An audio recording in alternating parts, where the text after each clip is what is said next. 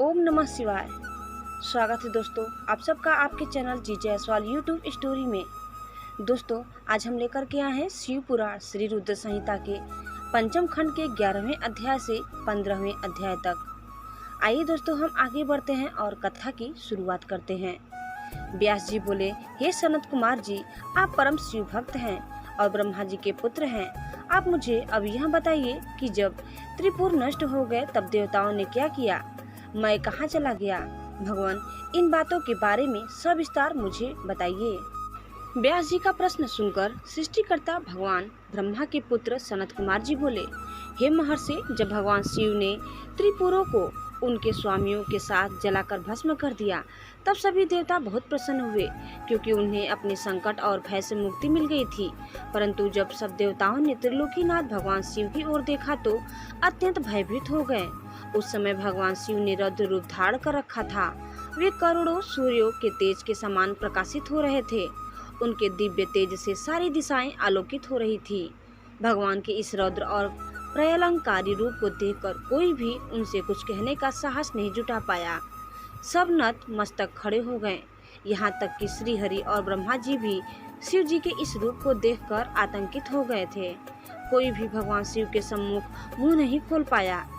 देवसेना को इस प्रकार भयग्रस्त देखकर ऋषियों ने हाथ जोड़कर भगवान शिव को प्रणाम किया। ब्रह्मा जी, श्री हरि, विष्णु जी, देवराज इंद्र सहित सभी देवता और ऋषि मुनि भक्तवत्सल कल्याणकारी भगवान शिव की स्तुति करने लगे। इस प्रकार सबको अपनी स्तुति में मग्न देखकर भगवान शिव का क्रोध शांत हो गया और वे पहले की भांति अपने सरल सौम्य रूप में आ गए और बोले, हे ब्रह्मा जी, हे विष्णु और सभी देवताओं, मैं तुम्हारी स्तुति से बहुत प्रसन्न हूँ। तुम अपनी इच्छा अनुसार वर मांगो, मैं तुम्हारी इच्छाओं को अवश्य ही पूरा करूँगा। भगवान शिव के इन वचनों को सुनकर देवता बहुत प्रसन्न हुए और बोले, हे देवाधिदेव करुणानिधान भगवान शिव, यदि आप हम पर प्रसन्न हैं और हमें कोई वर प्रदान करना चाहते हैं तो प्रभु हमें यह वर दीजिए कि जब जब हम पर कोई संकट आएगा आप हमारी सहायता करेंगे। जब ब्रह्मा जी, श्री हरि, विष्णु जी और देवताओं ने भगवान शिव से यह प्रार्थना की तब शिव जी ने प्रसन्नता पूर्वक कहा, तथास्तु, अर्थात ऐसा ही होगा। ऐसा कहकर भगवान शिव ने देवताओं के अभीष्ट फल को उन्हें प्रदान कर दिया। दोस्तों श्री रुद्र संहिता के पंचम खंड का 12वां अध्याय। व्यास जी ने पूछा, हे महाबुद्धिमान सनत कुमार जी, जब ब्रह्मा, विष्णु, श्री हरि एवं सभी देवताओं ने भगवान शिव की स्तुति की तब वे प्रसन्न हुए और उन्होंने देवताओं को विपत्ति के समय उनकी सहायता करने का वचन दिया। उसी समय भगवान शिव को प्रसन्न देखकर मैं नामक दानव, जो कि त्रिपुर की अग्नि में भस्म होने से बच गया था, उनके सामने हाथ जोड़कर खड़ा हो गया। तत्पश्चात मैंने निर्मल स्वच्छ हृदय से करुणानिधान भगवान शिव की स्तुति करनी आरंभ कर दी। उसने भगवान शिव के चरण पकड़ लिए। मैंने भगवान शिव से कहा, हे करुणानिधान भक्तवत्सल भगवान शिव, मैं आपकी शरण में आया हूँ, अतएव आप मेरी रक्षा कीजिए। इस प्रकार मैंने प्रभु की बहुत स्तुति की। उसकी ऐसी भक्तिमय स्तुति को देखकर भगवान शिव प्रसन्न हो गए और बोले, हे दानव श्रेष्ठ, मैं तुम अपनी परेशानियाँ भूल जाओ और अपने कष्टों का त्याग कर दो। मैं तुम पर प्रसन्न हूँ। तुम्हारी जो इच्छा हो मांग लो, मैं तुम्हारी इच्छा अवश्य पूर्ण करूँगा। भगवान शिव के ये वचन सुनकर मैं दानव भी सभी चिंताएं दूर हो गई और उसके चेहरे पर जो भय था वह भी दूर हो गया।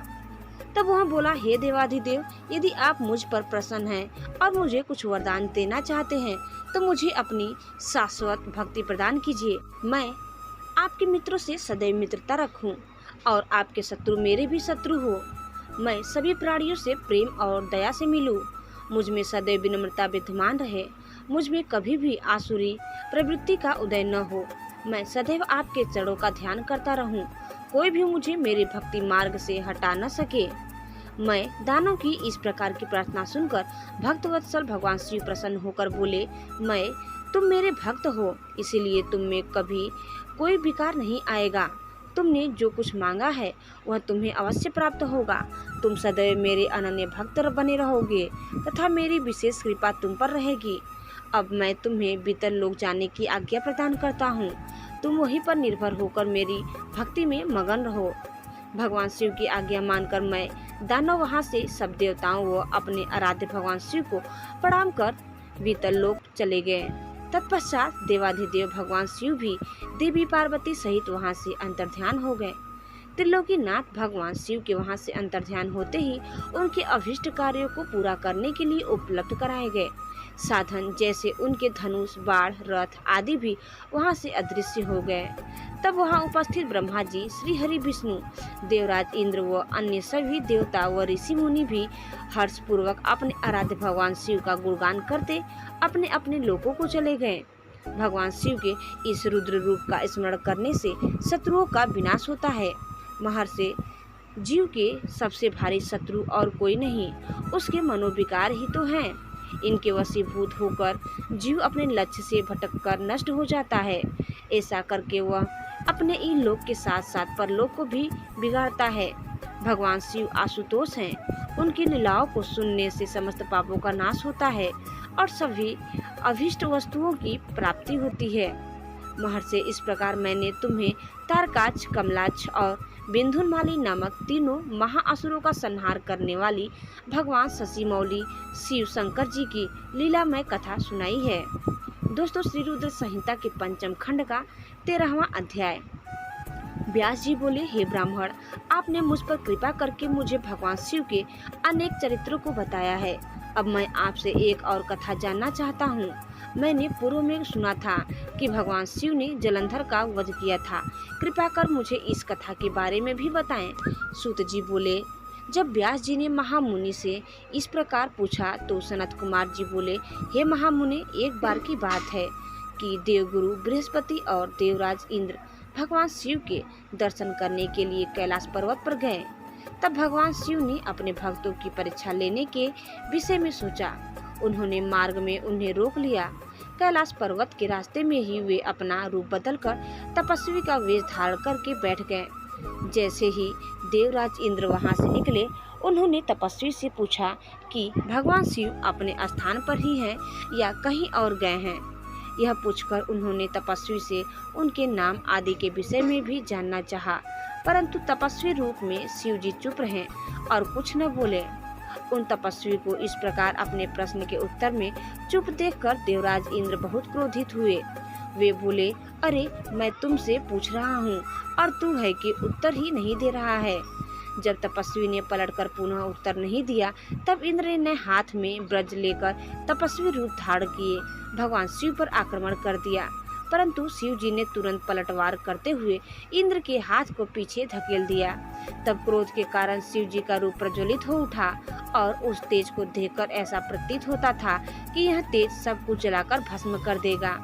इंद्र की भुजा को झटकने से इंद्र का क्रोध भी बढ़ गया, परंतु गुरु बृहस्पति उस तेज से भगवान शिव को पहचान गए। देवगुरु बृहस्पति ने तुरंत हाथ जोड़कर देवाधिदेव भगवान शिव को प्रणाम किया और उनकी स्तुति करने लगे। बृहस्पति जी ने देवराज इंद्र को भी शिव चरणों में झुका दिया और क्षमा याचना करने लगे। वे बोले कि हे प्रभु, अज्ञानतावश हम आपको पहचान नहीं पाए। भूलवश आपकी अवहेलना करने का अपराध देवराज इंद्र से हो गया है। हे भगवान, आप तो करुणानिधान है। भक्त वत्सल होने के कारण आप सदा अपने भक्तों के ही वश में रहते हैं। प्रभु, कृपा करके इंद्रदेव को क्षमा कर दीजिए। बृहस्पति जी के ऐसे वचन सुनकर त्रिलोकीनाथ भगवान शिव बोले कि मैं अपने नेत्रों की ज्वाला नहीं रोक सकता। तब बृहस्पति जी बोले कि प्रभु, आप इंद्रदेव पर दया कीजिए और अपने क्रोध की अग्नि को कहीं और स्थापित कर देवराज का अपराध क्षमा कीजिए। तब भगवान शिव बोले, हे बृहस्पति, मैं तुम्हारे चातुर्य से प्रसन्न हूँ। आज तुमने इंद्र को जीवन दान दिलाया है, इसीलिए तुम्हें जीव नाम से प्रसिद्धि मिलेगी। यह कहकर उन्होंने अपने क्रोध की ज्वाला को समुद्र में फेंक दिया। तब इंद्रदेव और देवगुरु बृहस्पति ने भगवान शिव को धन्यवाद दिया और उन्हें प्रणाम करके स्वर्गलोक चले गए। दोस्तों, श्री रुद्र संहिता के पंचम खंड का 14वां अध्याय। व्यास जी बोले, सनत कुमार जी, जब भगवान शिव ने अपने क्रोध की ज्वाला समुद्र में प्रवाहित कर दी, तब क्या हुआ? सनत कुमार जी बोले, हे मुने, जब भगवान शिव ने अपना क्रोध समुद्र में डाल दिया तो क्रोध की वह ज्वाला बालक का रूप लेकर जोर जोर से रोने लगी। उस बालक के रोने की आवाज से सारा संसार भयभीत हो गया। पूरा संसार उसकी आवाज से व्याकुल था। तब सभी चिंतित होकर ब्रह्मा जी की शरण में गए। तब सब देवताओं ने सादर ब्रह्मा जी को प्रणाम किया और उनकी स्तुति करने लगे। तत्पश्चात बोले, हे ब्रह्मा जी, इस समय हम सभी पर बड़ा भारी संकट आन पड़ा है। प्रभु, आप तो सब कुछ जानते ही हैं। उस बालक ने जो समुद्र से उत्पन्न हुआ है, अपने भयंकर रुदन द्वारा पूरे संसार को आहत किया है। सभी भय से आतुर हैं। हे महायोगिन, आप उस बालक का संहार करके हमें भयमुक्त कराएं। देवताओं की इस प्रकार की प्रार्थना सुनकर ब्रह्मा जी अपने लोक से पृथ्वी लोक पर उतरकर उस समुद्र पर पहुँचे जहाँ वह बालक विद्यमान था। ब्रह्मा जी को अपने पास आता देखकर समुद्र ने भक्ति पूर्वक उन्हें प्रणाम किया और उस बालक को ब्रह्मा जी को सौंप दिया। तब ब्रह्मा जी ने आश्चर्यचकित होकर समुद्र देव से प्रश्न किया कि यह बालक किसका है। ब्रह्मा जी के इस प्रश्न का उत्तर देते हुए समुद्र देव बोले कि हे भगवान, यह बालक गंगा सागर की उत्पत्ति स्थल पर प्रकट हुआ है, परंतु मैं इस बालक के विषय में और कुछ नहीं जानता। इस प्रकार जब ब्रह्मा जी समुद्र से बातें कर रहे थे, तब उस समय उस बालक ने ब्रह्मा जी के गले में हाथ डाल दिया और उनका गला जोर से दबा दिया, जिसकी पीड़ा स्वरूप उनकी आंखों से आंसू बहने लगे। तब ब्रह्मा जी ने यत्न पूर्वक उस बालक की पकड़ से अपने को मुक्त कराया और समुद्र से बोले कि तुम्हारे इस जातक पुत्र ने मेरे नेत्रों से जल निकाला है, अतः यह बालक जलंधर नाम से प्रसिद्ध होगा। उत्पन्न होते ही युवा हो जाने के कारण यह बालक महापराक्रमी, महाधीर जवान, महायोद्धा और रण दुर्मद होगा। यह बालक युद्ध में सदैव विजयी होगा, यहाँ तक कि यह भगवान श्री हरि विष्णु को भी जीत लेगा। यह बालक दैत्यों का अधिपति होगा। कोई भी मनुष्य या देवता इसका चाहकर भी कुछ नहीं बिगाड़ पाएंगे। इसका संहार केवल त्रिलोकीनाथ भगवान शिव के द्वारा ही संभव है। यह कहकर ब्रह्मा जी ने असुरों के गुरु शुक्राचार्य को बुलाया और उनके हाथों से उस बालक को दैत्यों का राजा स्वीकार करते हुए उसका राज्य अभिषेक कराया। तत्पश्चात ब्रह्मा जी स्वयं वहां से अंतर्ध्यान हो गए। अपने जातक पुत्र के विषय में जानकर समुद्र देव बहुत प्रसन्न हुए और वे उसे अपने निवास स्थान पर ले गए। कुछ समय पश्चात उन्होंने जलंधर का विवाह काल नेमि नामक असुर की परम सुंदरी पुत्री वृंदा से संपन्न करा दिया। जलंधर आनंद पूर्वक अपनी पत्नी के साथ निवास करने लगा और असुरों के राज्य को बड़ी चतुराई और कर्तव्य परायणता के साथ चलाने लगा। उसकी पत्नी वृंदा महान पतिव्रता नारी थी। दोस्तों, श्री रुद्र संहिता के पंचम खंड का 15वां अध्याय। सनत कुमार जी बोले, हे महर्षि, एक दिन की बात है। असुर राज जलंधर अपने दरबारियों एवं मंत्रियों के साथ अपनी राजसभा में विराजमान था। तभी वहां असुरों के महान गुरु शुक्राचार्य पधारे। वे परम कांतिमान थे और उनके तेज से सब दिशाएं प्रकाशित हो रही थी। शुक्राचार्य को वहां आया देखकर जलंधर राज सिंहासन से उठा और आदर पूर्वक अपने गुरु को नमस्कार करने लगा। तत्पश्चात उन्हें सुयोग्य दिव्य आसन पर बिठाया। फिर उसने भी अपना आसन ग्रहण किया। अपने गुरु की यथा योग्य सेवा करने के उपरांत जलंधर ने शुक्राचार्य से प्रश्न किया कि गुरु जी, राहु का सिर किसने काटा था? इसके बारे में आप मुझे सविस्तार बताइए। शुक्राचार्य ने अपने शिष्य सागर पुत्र जलंधर के प्रश्न का उत्तर देना आरंभ किया। वे बोले, एक बार देवताओं और असुरों ने मिलकर सागर के गर्भ में छुपे अनमोल रत्नों को निकालने के लिए सागर मंथन करने के विषय में सोचा। इस प्रकार दोनों में यह तय हुआ कि जो कुछ भी समुद्र मंथन से प्राप्त होगा उसे देवताओं और असुरों में आधा आधा बांट लिया जाएगा। तब दोनों ओर से देवता और असुर प्रसन्नता पूर्वक इस कार्य को पूरा करने में लग गए। समुद्र मंथन में बहुत से बहुमूल्य रत्न आदि प्राप्त हुए, जिसे देवताओं और असुरों ने आपस में बांट लिया। परंतु जब समुद्र मंथन द्वारा अमृत का कलश निकला तो राहु ने देवता का रूप धरकर अमृत पी लिया। यह जानते ही कि पी लिया है, देवताओं के पक्षधर भगवान विष्णु ने राहु का सिर अपने सुदर्शन चक्र से काट दिया। राहु ने अमृत पी, यह सब उन्होंने देवराज इंद्र के बहकावे में आकर किया था। यह सुनते ही जलंधर के नेत्र क्रोध से लाल हो गए। उसने घसमर नामक राक्षस का स्मरण किया, जो पल भर में ही वहां उपस्थित हो गया। जलंधर ने पूरा वृत्तांत घसमर को बताते हुए इंद्र को बंदी बनाने लाने का आदेश दे दिया। घसमर जलंधर का वीर और पराक्रमी दूत था।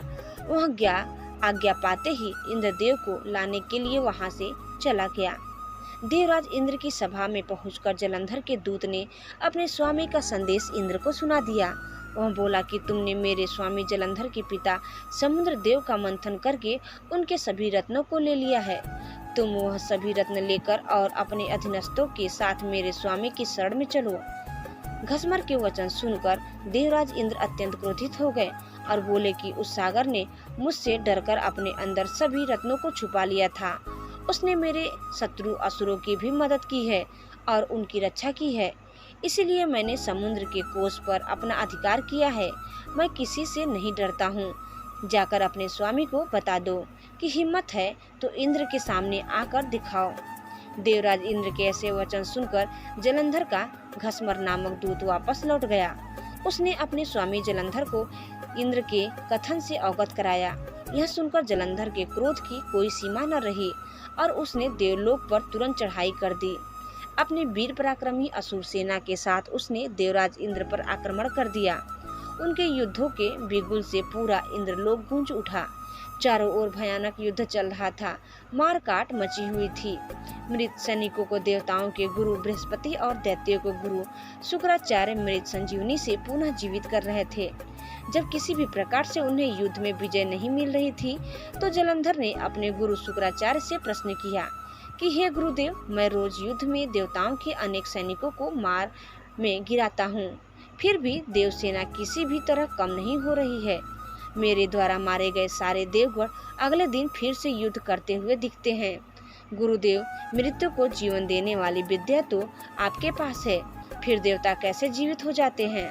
तब शुक्राचार्य ने जलंधर को बताया कि द्रोणगिरी पर्वत पर अनमोल औषधि है जो देवताओं की रक्षा कर रही है। यदि तुम उन्हें हराना चाहते हो तो द्रोणगिरी को उखाड़कर समुद्र में फेंक दो। अपने गुरु शुक्राचार्य की आज्ञा लेकर जलंधर द्रोण पर्वत की ओर चल दिया। वहां पहुंचकर उसने अपनी महापराक्रमी भुजाओं से द्रोण पर्वत को उठाकर समुद्र में फेंक दिया और पुनः जाकर देवसेना से युद्ध करने लगा। जलंधर ने अनेक देवताओं को अपने प्रहारों से घायल कर दिया और हजारों देवगणों को पलक झपकते ही मौत के घाट उतार दिया। जब देवगुरु बृहस्पति देवताओं के लिए औषधि लेने द्रोणगिरी पर्वत पहुँचे तो पर्वत को अपने स्थान पर न देखकर बहुत आश्चर्यचकित हुए। वापस आकर उन्होंने देवराज इंद्र को इस विषय में बताया और आज्ञा दी कि यह युद्ध तुरंत रोक दिया जाए, क्योंकि अब तुम असुरराज जलंधर को नहीं जीत सकोगे। ऐसी स्थिति में प्राणों की रक्षा करना ही बुद्धिमत्ता है। दोस्तों, यह कथा हम यहीं समाप्त करते हैं। मिलते हैं दूसरे वीडियो में दूसरी कथा के साथ। तब तक धन्यवाद। ओम नमः शिवाय। हर हर महादेव।